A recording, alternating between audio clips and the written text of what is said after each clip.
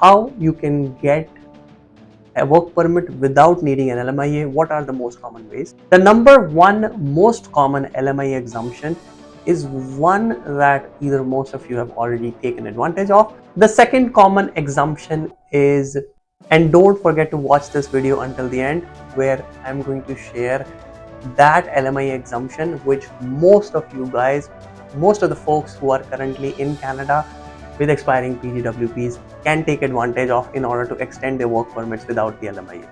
Applying for a Canadian work permit requires an LMIA.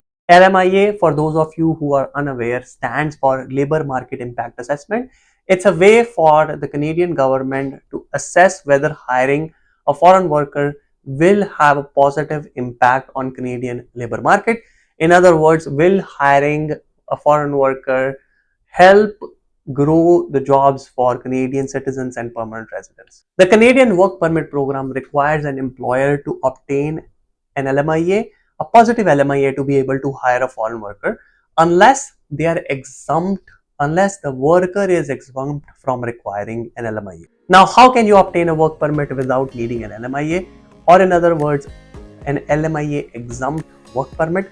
This is what we are going to talk about in this video. And don't forget to watch this video until the end, where I'm going to share that LMIA exemption which most of you guys, most of the folks who are currently in Canada with expiring PGWPs can take advantage of in order to extend their work permits without the LMIA. Welcome back to the channel, guys. My name is Dhruv. I'm a regulated Canadian immigration consultant. At our firm Effizient, we assist all prospective immigrants with their immigration to Canada. If you are an aspirant, you need assistance, here is our contact information. Feel free to contact us and we would be happy to help you. If you would like to talk to me or any other RCIC in our firm, you can book an appointment. The link to book an appointment is in the description of the video. We would be more than happy to chat with you. Now, before we go into details about different ways in which you can obtain an LMIA exempt work permit, let's quickly answer the comment of the week. This week's comment is very much related to the topic of this video. And the question is, my CEC score, Express Entry CRS score is 527. My work permit is expiring on 28th June. What can I do? Well, with regards to what you can do, you can either extend your work permit if you meet any of the exemptions or if you have an LMIA. If not, you can obtain a visitor record to continue staying in Canada, or you can go back home and wait for a draw. When the draw comes, apply for PR and come back to Canada as a permanent resident. These are certain options you have. Again, for each of the options comes with a pro or a con. If you're able to stay here as a worker, you would have the option to apply for a bridging open work permit after your ITA comes and after you submit the application.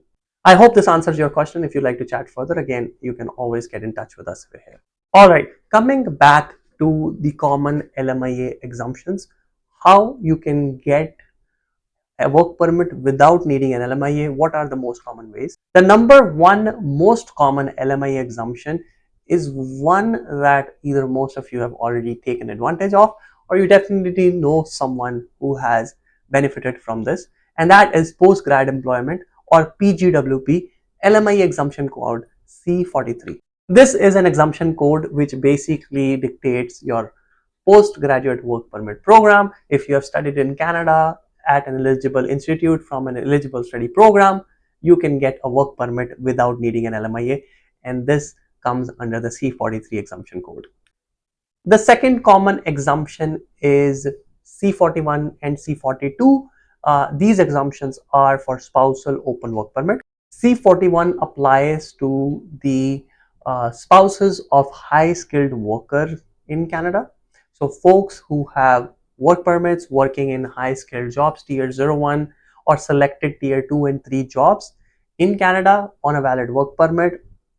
If they have a spouse, the spouse may be eligible under the C41 exemption code for an open work permit. Again, no LMIA needed. The C42 is for spouses of full-time students, folks who are studying in a master's or a PhD program in Canada. Their spouses at this point can apply for open work permit, spousal open work permit, exempt from an LMIA without needing an LMIA. And this is again one of those codes which a lot of people know about. and those folks who are currently at the verge of their PGWPs expiring may have the option of applying for spousal open work permit if their spouse is a full-time student, or if their spouse has some other closed work permit based on which they can apply for an open work permit. The third common way for you to be exempt from an LMIA is if you either have an express entry or a PR application already submitted, or you have a PNP nomination, or you have an AIP endorsement, or you have an RCIP endorsement. So all of these different ways are centered around either having a PR application in process, or having a PNP nomination, or some other sort of endorsement that makes you eligible to apply for PR, such as AIP or RCIP endorsement. The exemption code that aligns with if you have an express entry application submitted, that is a bridging open work permit, is A75. If you have a PNP nomination, it's mostly T13, or could also be A75 depending on the class of PNP.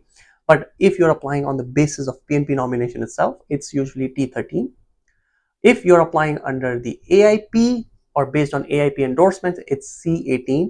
And for the RCIP Rural Community Immigration Pilot, although they have not updated yet, most likely is going to be C15, as you can see. The C15 right now in the table is currently still for Rural Northern Immigration Program, which has been stopped, has been discontinued. That pilot ended and they have updated it to RCIP. However, the overall requirements stay the same for the work permit. Now, apart from this, there are numerous other LMIA exemption codes which relate to different agreements between countries, between Canada and other countries. These could be the CUSMA under the treaty between Canada, US, and Mexico.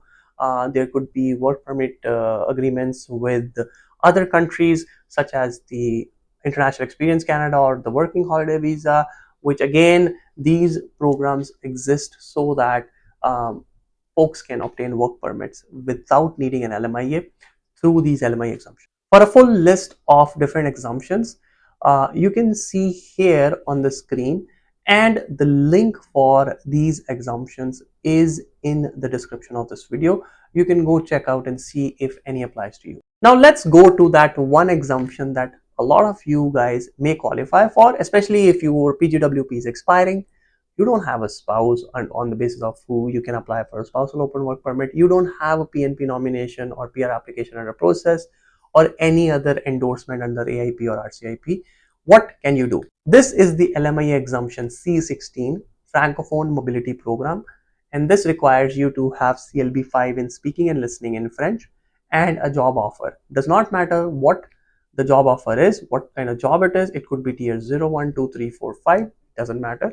As long as a job is outside of Quebec and you have the required French scores, you can apply for work permit under the Francophone Mobility Program. Now, these are most of the common ways through which you can apply for work permit without needing an LMIA.